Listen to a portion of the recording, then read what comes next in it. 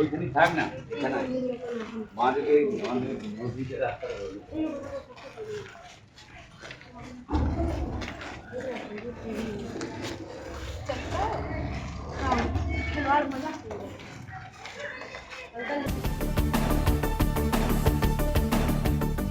রাজ্য বিধানসভা নির্বাচন ঘোষণার আগেই আধা সামরিক বাহিনী এলাকায় টহল দেওয়া শুরু করেছে।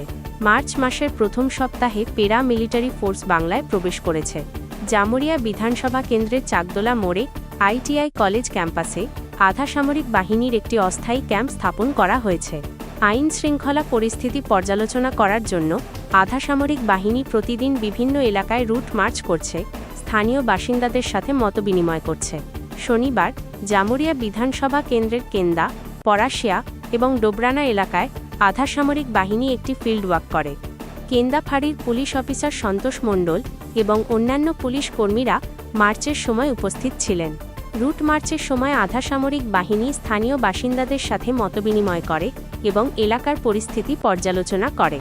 আসন্ন নির্বাচনে নির্ভয়ে ভোট দেওয়ার জন্য তারা জনগণকে আহ্বান জানিয়েছেন।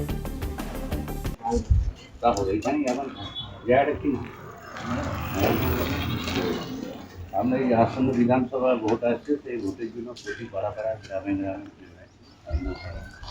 যাতে এলাকার শান্তিতে থাকে।